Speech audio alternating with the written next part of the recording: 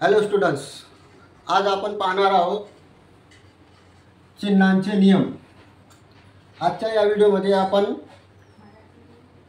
बेरीज आणि वजाबाकी यांच्याबद्दल बोलणार आहोत आणि याचा पुढचा जो व्हिडिओ येईल त्याच्यामध्ये आपण गुणाकाराचे चिन्हांबद्दल विचार करू।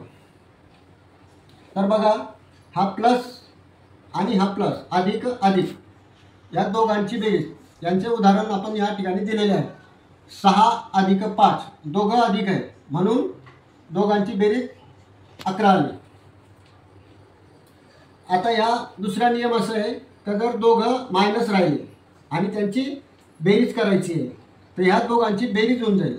जसं -2 अधिक -4 म्हणजे -2 प्लस -4 या दोघांची बेरीज तर होऊन जाईल, परंतु दोघांना जे चिन्ह मिळणार आहे ते वजाचं मिळणार आहे, मायनसचं।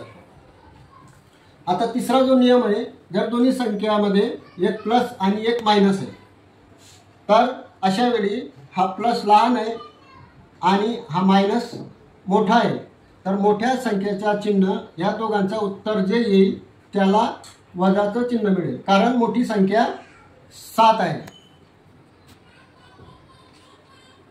तसंच आता पुढचं मायनस प्लस प्लस म्हणजे वजा अधिक अधिक म्हणजे एक संख्या वजा आहे आणि एक संख्या अधिक आहे।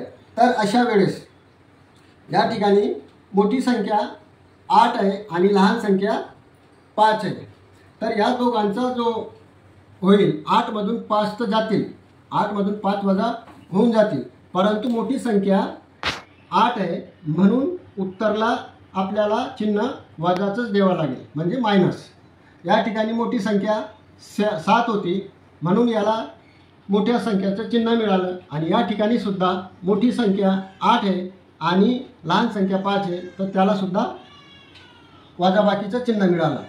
आता शेवटचा जो नियम आहे, प्लस अधिक अधिक वजा म्हणजे प्लस प्लस मायनस।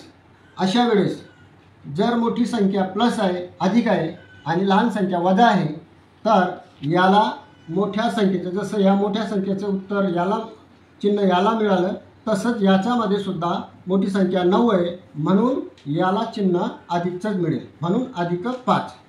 अशा प्रकारे हे बेरीज वजाबाकीचे आपले नियम आहेत।